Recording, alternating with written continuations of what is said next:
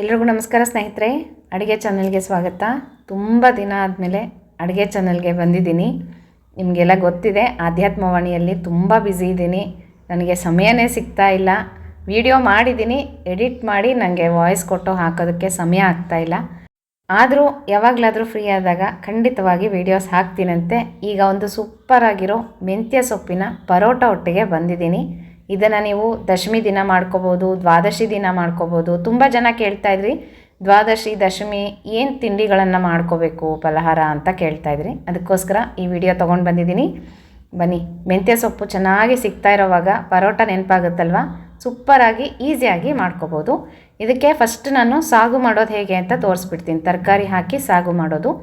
ಇಲ್ಲಿ ನಾನು ಒಗ್ಗರಣೆ ಹಾಕ್ಕೊತಾ ಇದ್ದೀನಿ. ಸಣ್ಣ ಕುಕ್ಕರಲ್ಲಿ ಒಟ್ಟಿಗೆ ನಾನು ಒಗ್ಗರಣೆ ಮಾಡ್ತಾಯಿದ್ದೀನಿ. ಸ್ವಲ್ಪ ಸಾಸಿವೆ, ಜೀರಿಗೆ, ಇಂಗು, ಅರಿಶಿನ ಪುಡಿ ಹಾಕ್ಕೊಂಡಿದ್ದೀನಿ. ಸಾಗು ತುಂಬ ಚೆನ್ನಾಗಿರುತ್ತೆ ಪರೋಟಕ್ಕೆ. ಕೆಲವರು ಹಾಗೆ ಮೊಸರು ಹಾಕ್ಕೊಂಡು ತಿಂತಾರೆ. ನಾನು ಸಾಗು ಮಾಡಿದೆ, ತುಂಬ ಚೆನ್ನಾಗಿತ್ತು. ನಿಮಗೂ ತೋರಿಸೋಣ ಅಂತ ವಿಡಿಯೋ ಮಾಡಿದ್ದೀನಿ.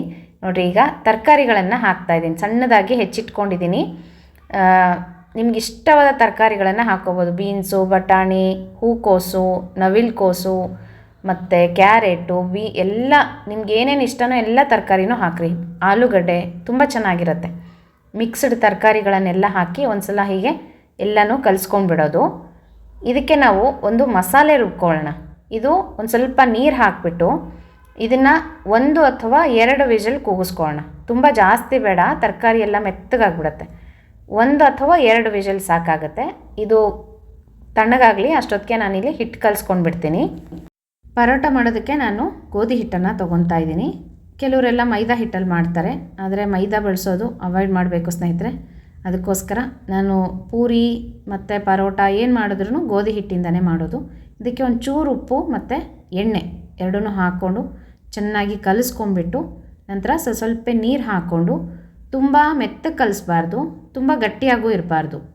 ಪರೋಟಕ್ಕೆ ನಾವು ಚಪಾತಿ ಮಾಡಿದಾಗ ತುಂಬ ಸಾಫ್ಟಾಗಿ ಕಲಿಸ್ಕೊತೀವಲ್ವ, ಸ್ವಲ್ಪ ಗಟ್ಟಿ ಇರಬೇಕು ಇದಕ್ಕೆ. ಯಾಕಂದರೆ ನಾವು ಒಳಗಡೆ ಸ್ಟಫಿಂಗ್ ಮಾಡಿ ಲಟ್ಟಿಸ್ತೀವಲ್ವ, ಅದಕ್ಕೋಸ್ಕರ.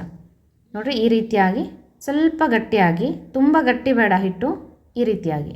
ಇದು ನೆಂದ ಮೇಲೆ ಮತ್ತೆ ಸಾಫ್ಟ್ ಆಗುತ್ತೆ. ಇದೀಗ ಒಂದು 10 ನಿಮಿಷ ನೆನಿಲಿ.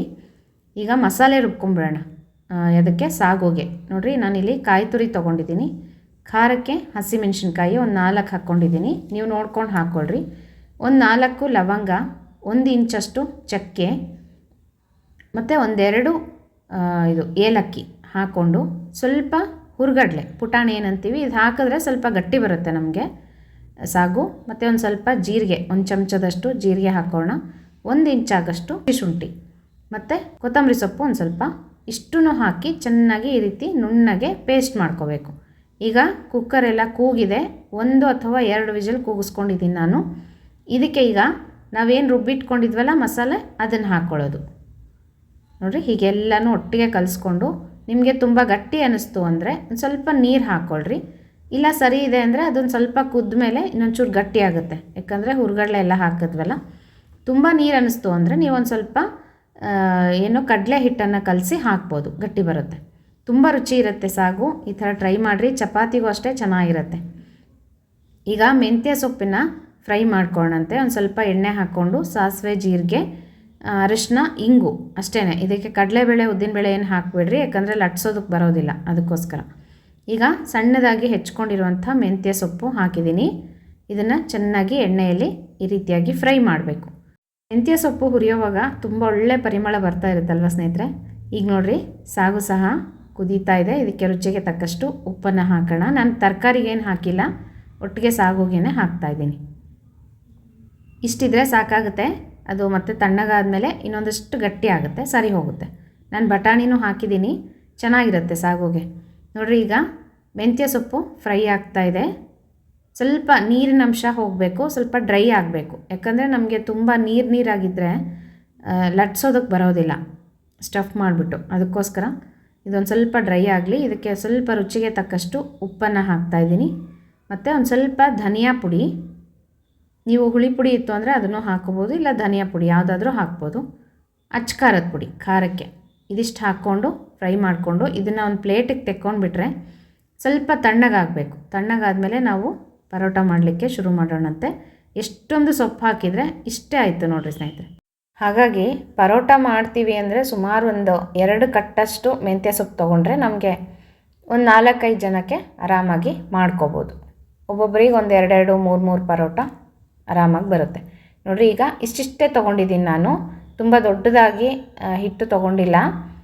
ನೋಡಿರಿ, ಇಷ್ಟಿಷ್ಟೇ ಸಣ್ಣ ಸಣ್ಣ ಪೂರಿಗಳ ಥರ ಮಾಡ್ಕೊಂಡಿದ್ದೀನಿ. ಅಂದರೆ ತುಂಬ ತೆಳು ಬೇಡ, ಸ್ವಲ್ಪ ದಪ್ಪನಾಗೇ ಇರಬೇಕು. ನೋಡಿರಿ, ಹೀಗೆ 2 ಪೂರಿಗಳನ್ನು ಲಟ್ಟಿಸ್ಕೊಂಡು ಬಿಡ್ತೀನಿ ನಾನು ಫಸ್ಟಿಗೆ.